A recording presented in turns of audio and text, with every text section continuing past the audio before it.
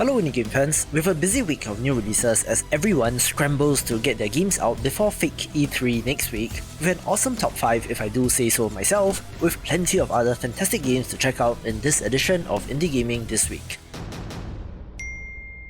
Let's begin with 10 Rooms 10 Seconds, a precision platformer with brutal difficulty that does remind me of games like N++.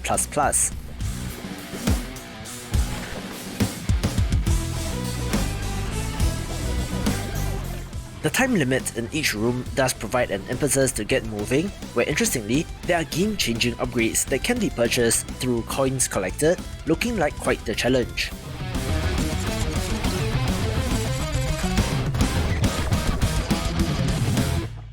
In the remote region of Thunder Valley lies a cybernetic-enhanced male known as the Leap Mercenary.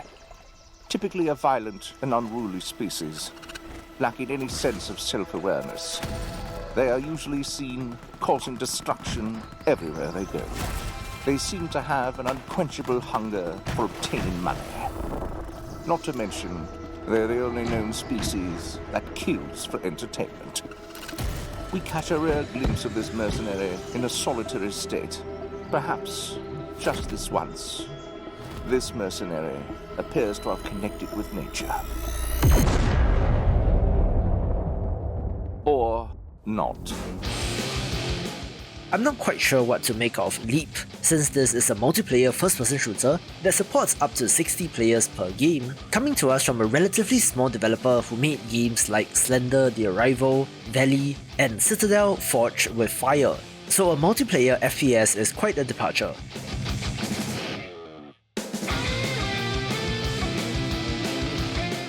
It does look pretty good with interesting movement options, whereas with all indie multiplayer titles, I am concerned about the player population, but kudos to them for giving this a try.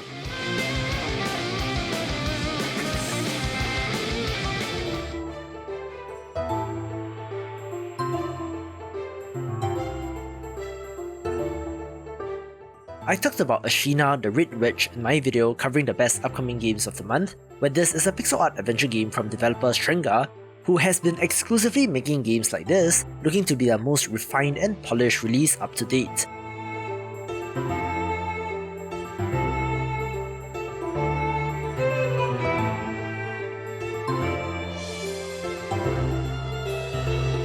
You play as the titular character, exploring the spirit world, trying to save her sister and to get back home, where the variety of NPCs and the world built looks interesting.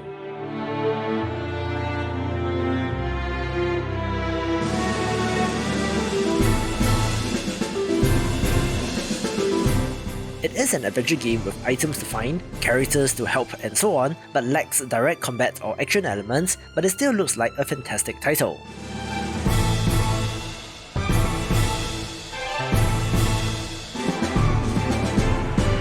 After the global crisis, I found shelter for my crew on this island. I had to set up basic infrastructure. Things like smelting iron and mining resources. But that required vehicles, and vehicles needed fuel. I love city and factory building titles, where Captain of Industry looks like an excellent one of these releasing in early access with a great narrated trailer, so enjoy. To man all the machines, I needed more workers on the island. So we repaired our ship and set sail to find more people. But then, those pirates. After a few upgrades, we gave them a taste of 10,000 tons of diplomacy. The expeditions became crucial to meeting our growing demands for new resources. We utilized previously inaccessible parts of the island to get more space for our ever-growing factories and mines. And even bigger mines. Well, we just couldn't stop mining. We had to reclaim the land we mined and build even more. At the end, we became a major industrial power in the region, ensuring its safety and maintaining our growth and innovation, so we can one day restore access to the technologies we used to have, and maybe even more.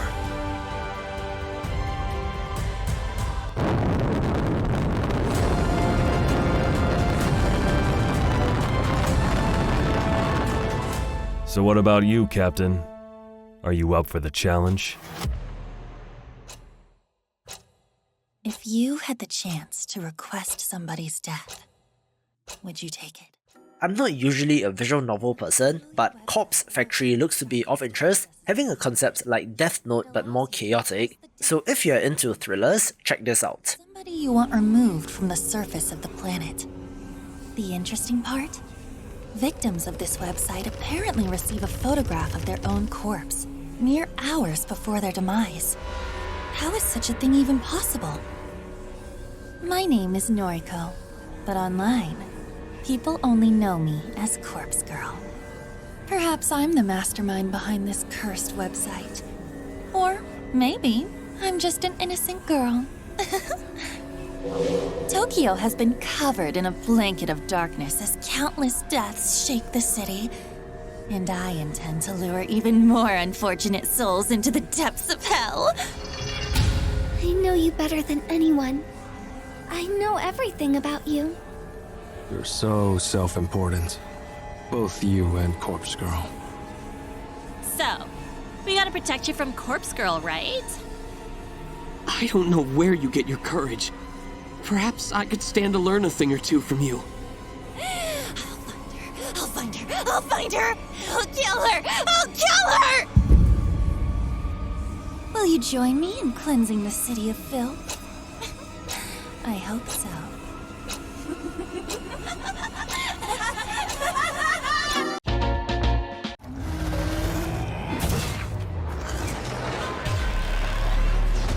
I know, this is an indie game channel, but I do have to give a very special mention to Diablo Do You Not Have Phones Immortal, the latest entry in the storied action RPG series, since I'm a glutton for punishment and cannot wait to see one of my favourite series ruined by microtransactions. Do you guys not have phones? Yeah, you guys all have phones. Jokes aside, it does at least have a PC release, so I might check it out since I love all things Diablo, but given Blizzard's recent track record, I don't have high hopes, so let's see how this pans out.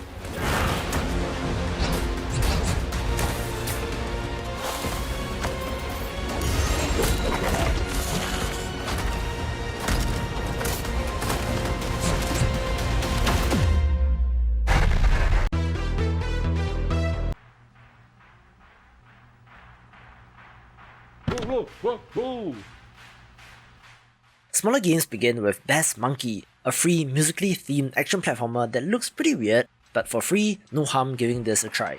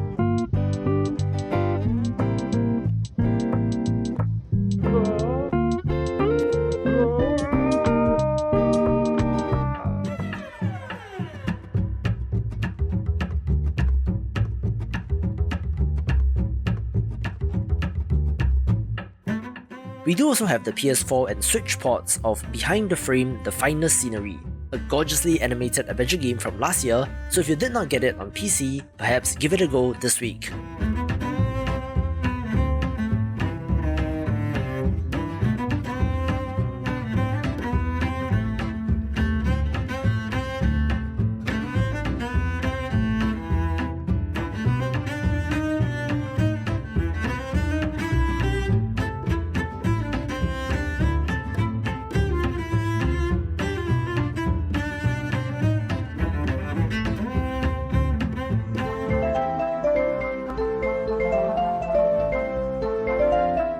I just mentioned Belle Boomerang as well, where this looks like a neat little action platformer worth a play.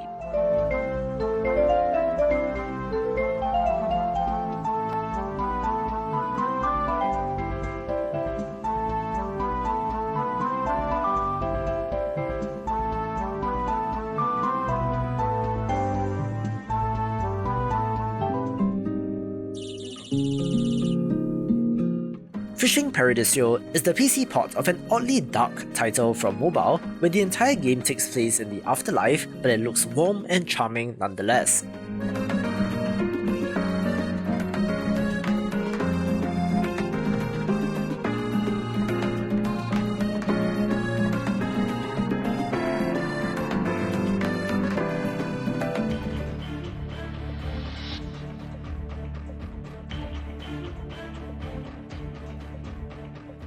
Godsbane Idle is another idle game of interest, this time having a Path of Exile-like skill tree which looks pretty intense, being of interest to fans of the genre.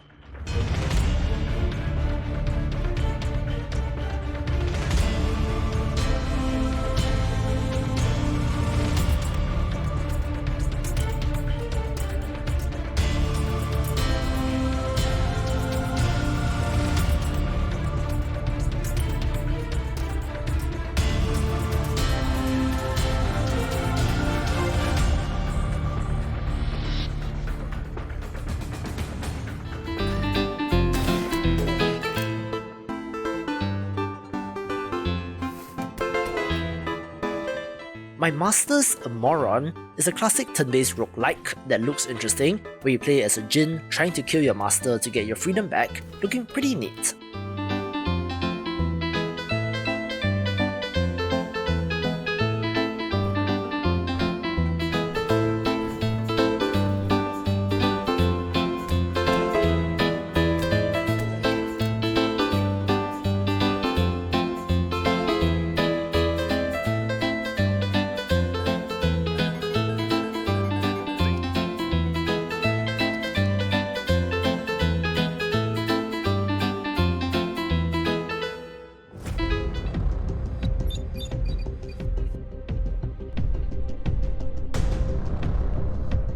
Nemesis Lockdown is a digital version of a fairly popular board game that has you surviving in a grimdark sci-fi world where there is asymmetry with a traitor mechanic, so I'm curious as to how well this translates to PC.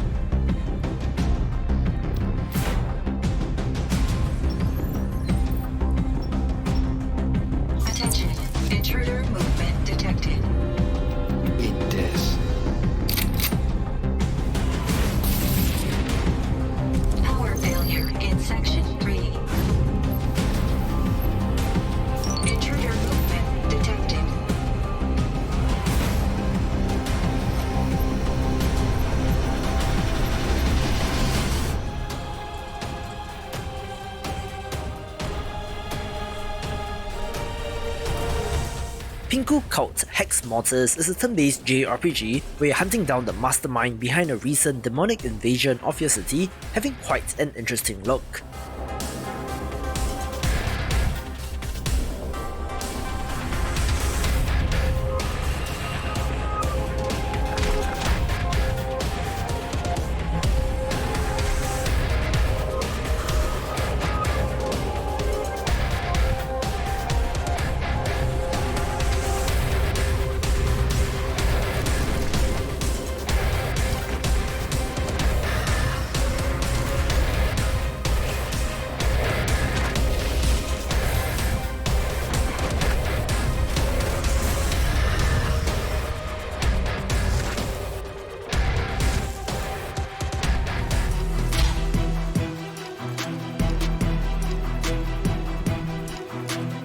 Police Shootout looks like another simulation title that tends to get oddly popular, but get this, it self-describes as a turn-based first-person shooter, so that alone has got me very curious.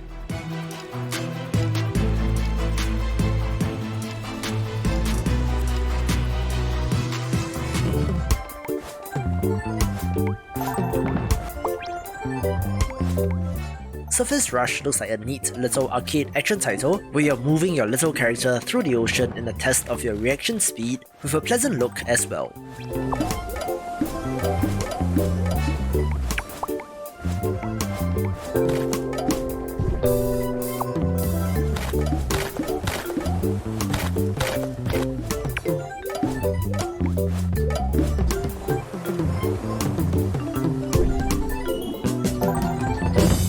Finally, destination.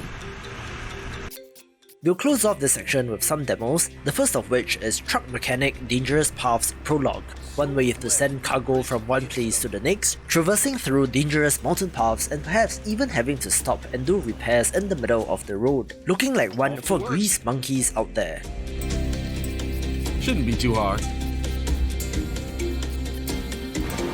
Good thing I have a winch, otherwise I'd have to turn back.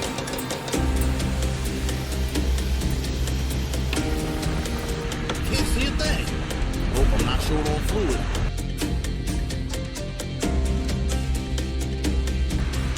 This road looks like it's not quite finished.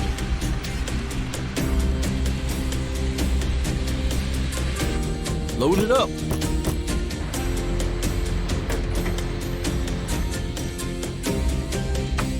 Malfunctions. What have we here?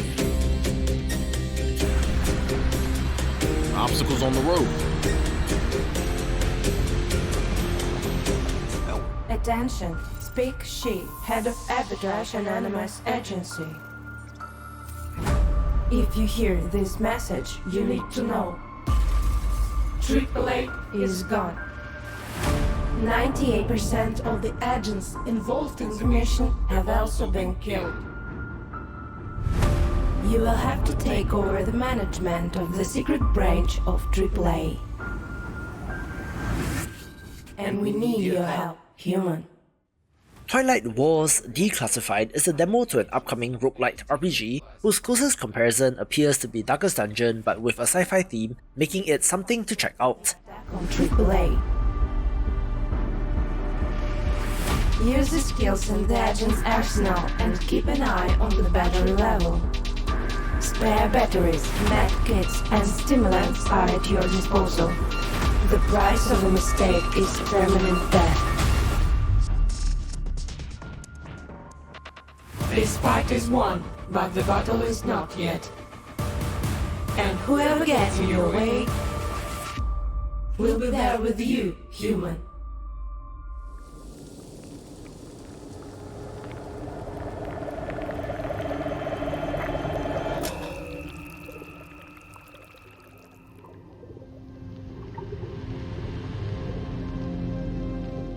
Let's kick off the top 5 with Silt, a monochrome underwater exploration title that looks fairly creepy, where gigantic monsters lurk in the dark. You play as a diver exploring the underwater abyss, but do also have the ability to possess other sea creatures, which are then used in the puzzle solving. People will certainly compare this to Limbo, and I do see the parallels, but perhaps the underwater setting will make it different enough.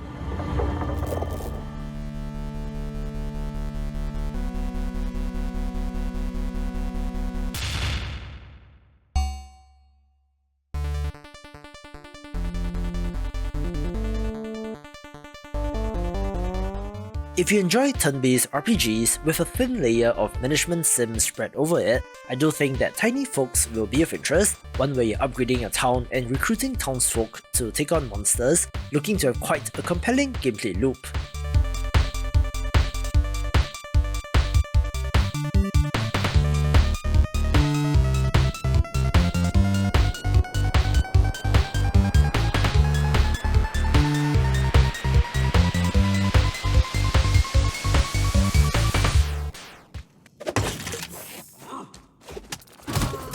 If you love pixel art, tower defense or Zelda-style action-adventure titles, Dwarf will be the perfect game for you, so enjoy this trailer.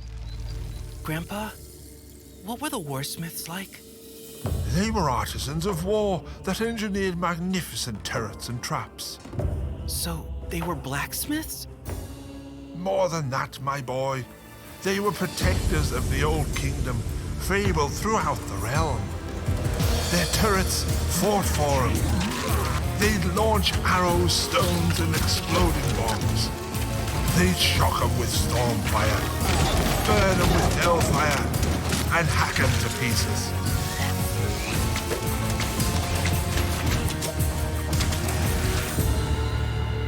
Where did all the warsmiths go? They perished long ago in the Great War that drove us dwarfs from our mountain cities. Grandpa, do you think I'll ever be a warsmith? Hopefully you'll never need to be one. Now, go to sleep, my boy.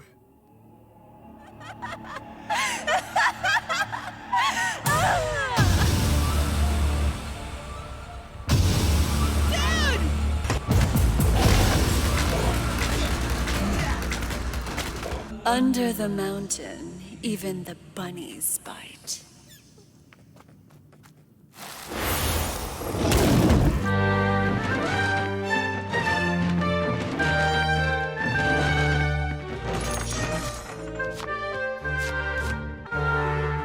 One of the most fascinating entries to come along in recent memory is Card Shark, an adventure game set in 18th century France where you're trying to cheat and hustle your way into high society.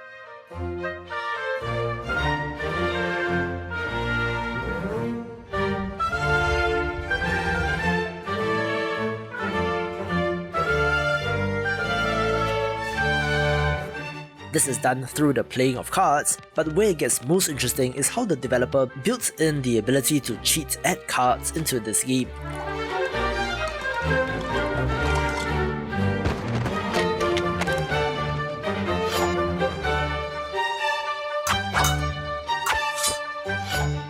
Add to that a gorgeous hand-drawn art style and the pedigree of this developer who made the decision-making hit Reigns, which spawned a whole new genre of games, and you got my attention. Of course, Soldiers needs no further introduction, since this is a gorgeous pixel art title that I've been banging on and on about, and after a short delay from May to June, should be coming out this week. It has previewed incredibly well based on early builds and demos during the Steam Next Festival, making it a must-get, taking the #1 spot. For more Metroidvania games, watch these videos and I will see you after the jump. Soldiers.